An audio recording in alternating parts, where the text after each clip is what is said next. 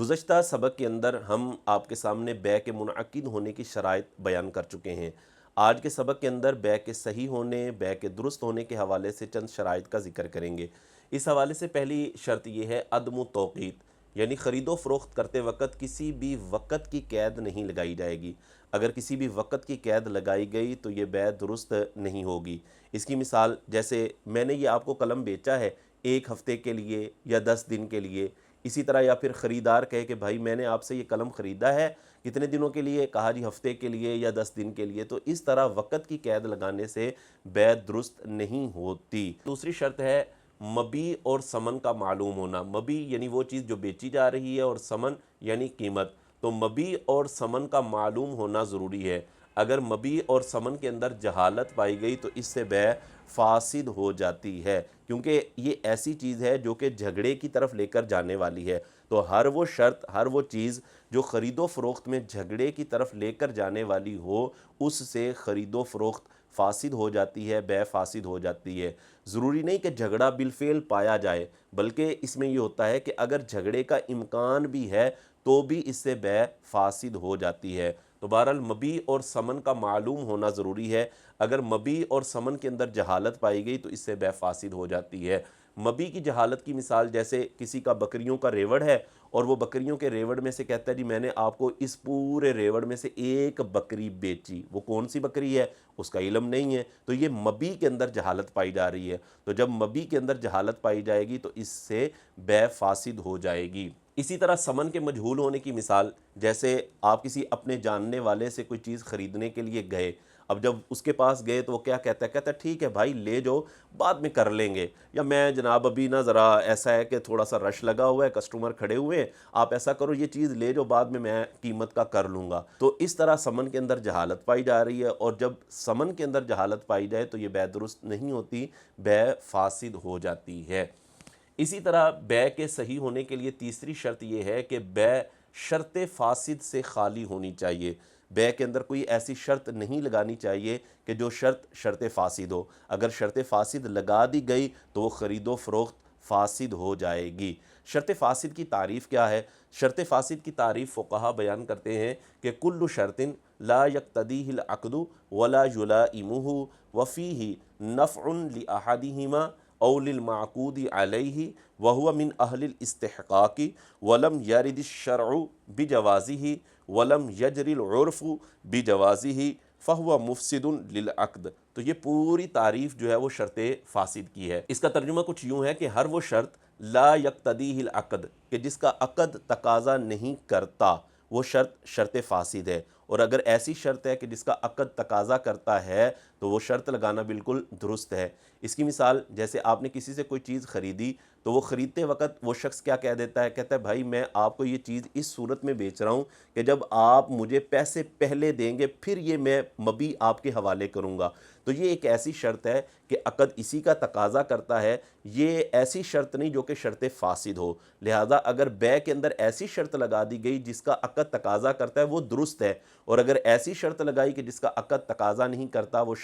شرط فاسد ہوگی۔ اسی طرح دوسری بات ہے ولا یلائمہ، اور ایسی بھی شرط نہیں ہونی چاہیے کہ جو عقد کے مناسب نہ ہو، عقد کے معاون نہ ہو۔ اگر کوئی ایسی شرط لگائی گئی جو عقد کے مناسب ہے، عقد کے معاون ہے، تو بالکل وہ درست ہے۔ جیسے آپ نے کسی سے ادھار چیز لی 1 مہینے کے ادھار پر، کہا کہ یار یہ چیز مجھے دے دو تو 1 مہینے کے بعد میں آپ کو پیسے دے دوں گا، تو وہ جو بائع ہے، وہ جو بیچنے والا ہے، وہ کہتا ہے کہ بھائی میں آپ کو 1 مہینے کے ادھار پر اس شرط پر یہ چیز آپ کے حوالے کروں گا کہ جب آپ مجھے کوئی چیز گروی رکھواؤ گے یا اس کی ضمانت کوئی شخص دے دے، ضمانتی لے آؤ، تو پھر یہ میں آپ کو 1 مہینے کے ادھار پر دے دوں گا۔ تو یہ شرط بالکل درست ہے، یہ شرط ایسی شرط ہے جو کہ عقد کے مناسب ہے، عقد کے معاون ہے۔ بہرحال اگر ایسی شرط لگائی جائے جس کا نہ عقد تقاضا کرتا ہے اور نہ عقد کے وہ مناسب ہو تو وہ شرط فاسد ہوتی ہے۔ اسی طرح شرط فاسد کے اندر تیسری چیز یہ ہوتی ہے وفیہ نفع لأحدہما، یا تو عاقدین میں سے کسی ایک کا نفع ہو، اس کی مثال جیسے کوئی بندہ کہے کہ بھائی یہ میں موبائل آپ کو بیچ رہا ہوں اس شرط پر کہ 1 مہینہ میں نے خود اس کو استعمال کرنا ہے، تو اس میں دیکھیں بیچنے والے کا نفع ہے، تو بیچنے والے کا اگر شرط کی وجہ سے نفع پایا جا رہا ہو تو وہ شرط بھی شرط فاسد ہے۔ یا اسی طرح خریدار جو ہے وہ یہ شرط لگا دے اور وہ یوں کہے کہ بھائی میں آپ سے موبائل اس شرط پر خرید رہا ہوں کہ آپ مجھے 1 لاکھ روپیہ قرض بھی دیں گے، تو یہ شرط جو ہے وہ شرط فاسد ہو جائے گی کہ عاقدین میں سے اگر کسی ایک کا نفع پایا جا رہا ہے تو وہ نفع والی صورت اگر پائی جائے تو یہ شرط فاسد ہوتی ہے، اور اگر ایسی شرط بیع میں لگا دی جائے تو اس سے بیع بھی فاسد ہو جاتی ہے۔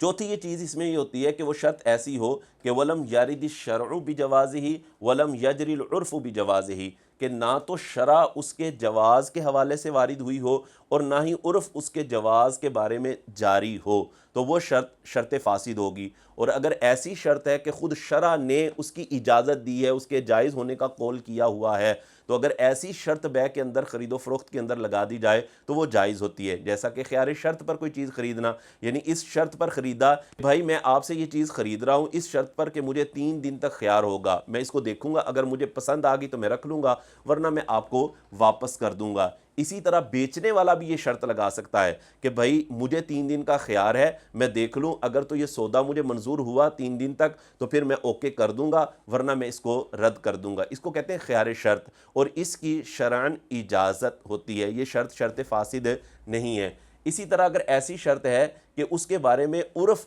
اس کے جواز کے بارے میں وارد ہے، جاری ہوا ہے، یعنی عرف کے مطابق وہ باقاعدہ طور پہ شرط لگائی جاتی ہے، تو اگر عرف اس کے جواز پر جاری ہے تو وہ بھی شرط فاسد نہیں ہوگی۔ جیسا کہ ہم گارنٹی پر یا وارنٹی پر اشیاء خریدتے ہیں، اس میں اگر دیکھا جائے تو خریدار کا فائدہ ہوتا ہے کہ وہ گارنٹی پر چیز لے رہا ہے یا وارنٹی پر چیز لے رہا ہے، لیکن یہ کہ اس میں عرف جاری ہو چکا ہے، تو عرف کے جاری ہونے کی وجہ سے یہ بھی شرط فاسد نہیں ہوگی۔ تو بہرحال شرط فاسد کی تعریف یہ ہے جس میں یہ 4 چیزیں پائی جائیں کہ ہر وہ شرط کہ جس کا عقد تقاضا نہ کرتا ہو، اور دوسری بات یہ کہ وہ عقد کے مناسب نہ ہو، تیسری بات یہ کہ اس شرط میں یا تو عاقدین میں سے کسی ایک کا نفع ہو یا معقود علیہ کا نفع ہو، چوتھی بات یہ ہے کہ وَلَمْ يَرِدِ الشَّرْعُ بِجَوَازِهِ وَلَمْ يَجْرِ الْعُرْفُ بِجَوَازِهِ، شرع جو ہے وہ اس کے جواز پر وارد نہ ہوئی ہو اور نہ عرف اس کے جواز پر جاری ہو، وہ مفسد للعقد، تو ایسی شرط وہ عقد کو فاسد کرنے والی ہوگی۔